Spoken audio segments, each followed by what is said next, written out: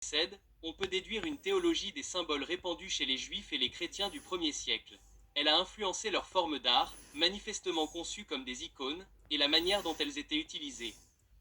On pourrait s'attendre à ce que les Juifs qui attendaient le Dieu incarné caché dans la typologie et les prophéties cryptiques aient une tradition artistique moins musclée.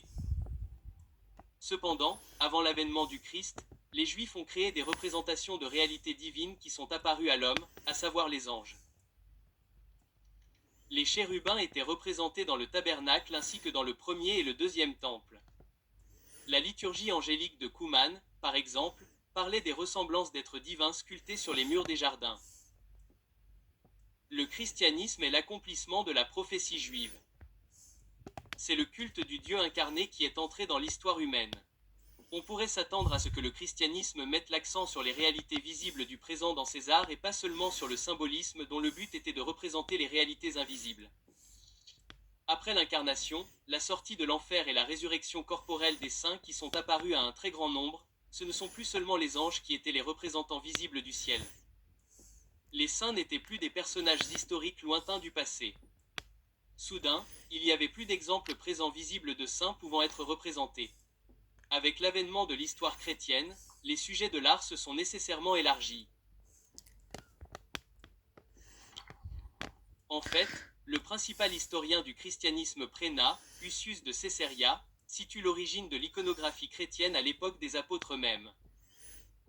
Il le fait lorsqu'il commente une statue dont Pinéa lui a parlé. On rapportait qu'une plante miraculeuse poussait dessus et provoquait des guérisons lorsque l'on se prosternait et touchait son manteau de bronze, à l'image de la femme hémorragique des évangiles. Cet élément participatif était clairement une vénération active de la statue. Hussius fit une autre observation qui éclaire l'histoire la plus ancienne de l'iconographie chrétienne. Il disait que cette statue portait l'image de Jésus et qu'elle était restée pour nous, afin que lorsque nous viendrions, nous puissions la voir nous-mêmes dans la ville.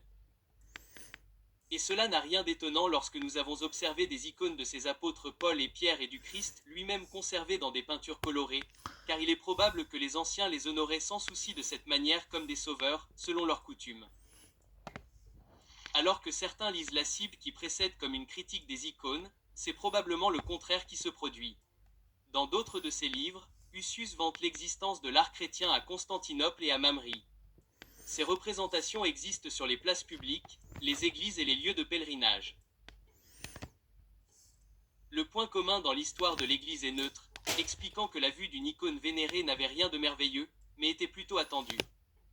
Cette coutume était considérée comme allant de soi par les convertis gentils, l'origine ethnique des chrétiens de Panée. Le commentaire sur les peintures implique leur utilisation courante dans l'Église, bien que le fait de le souligner puisse laisser entendre que l'utilisation de statues telles que celles décrites était plus exceptionnelle dans des contextes religieux, suffisamment exceptionnelle pour justifier le récit de seconde main et l'apologie de son existence. En racontant cette histoire, Hussius révèle ce qu'il comprend être l'origine de l'iconographie chrétienne. Elle a commencé parmi les convertis gentils qui avaient l'habitude de créer des formes d'art représentant des sauveurs locaux. Lorsqu'ils sont devenus chrétiens, ils ont fait de même avec le Christ et ses apôtres. Cette coutume a apparemment commencé parmi ceux qui ont été évangélisés par Jésus-Christ lui-même, et il n'existe aucune trace de censure. Les apôtres n'ont pas corrigé cette pratique. En fait, il semble qu'ils l'aient adoptée eux-mêmes, car l'apôtre Paul fait référence à l'évangélisation par le crucifix. Ô Galates insensés, sous les yeux desquels Jésus-Christ a été clairement représenté parmi vous comme crucifié. Corroborant le procédé, Sainte Justine martyr conserve une référence du milieu du siècle à une icône de Jésus crucifié sur une croix à un interlocuteur juif, car il n'examine pas la force des paroles prononcées au sujet du Christ dans l'Ancien Testament. Et c'est de cette manière insensée que nous accepterons de telles choses au sujet de Jésus-Christ dans l'Ancien Testament, comme le disent vos maîtres. Et ne porterons-nous pas de symbole ? Nous ne discuterons pas non plus de l'icône de Jésus crucifié, car Moïse, en étendant ses mains et en invoquant le nom de Jésus, apportait la victoire à votre peuple. Ainsi, qu'il ait été tacitement accepté ou directement approuvé, le consentement des apôtres a transformé l'ancienne pratique païenne consistant à fabriquer des images et à rendre hommage à leur sauveur en une pratique chrétienne. Comme l'indique clairement Hussius, l'icône de Panée a conservé les aspects théologiques et participatifs des pratiques juives contemporaines relatives aux objets religieux et aux idéogrammes. C'est de là qu'est née l'icône. Une représentation exhumée à Pompéi, appelée le Jugement de Salomon, corrobore les détails des archives écrites. Elle représente Salomon et d'autres contemporains comme des Romains modernes ou peut-être des Alexandrins, étant donné le style artistique de cette dernière ville. On peut en déduire une sorte de symbolisme juif, celui de représentations irréalistes et anhistoriques, dans le but de faire en sorte que les personnages symbolisent des personnages scripturaires. Comme on peut le voir, les regards des personnages sont tous dirigés vers Salomon habillé en juge de l'époque romaine.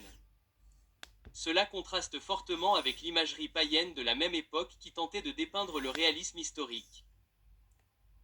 Comme on peut le voir, les fresques de Pompéi découvertes en 2024 représentent des divinités grecques antiques et des personnages historiques portant ce qu'ils pensaient être des vêtements contemporains, en particulier les Mathiens.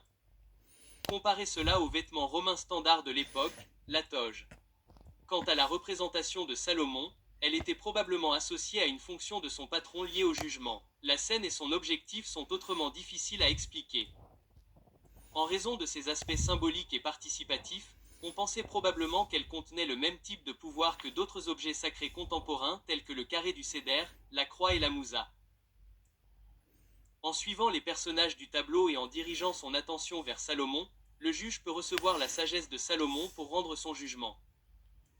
Pendant ce temps, le demandeur et le défendeur peuvent faire de même dans l'espoir de recevoir un jugement juste par son intercession. Si tel est le cas, le jugement de Salomon était traité comme une icône. Néanmoins, certains peuvent en déduire que des représentations telles que la procédure n'étaient que décoratives.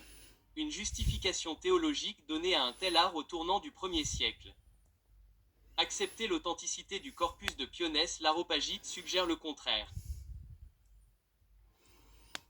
Il observa qu'il n'est pas possible pour notre esprit de s'élever à la représentation immatérielle et à la contemplation des hiérarchies célestes sans utiliser la direction matérielle qui lui convient, considérant les beautés visibles comme des reflets de la beauté invisible.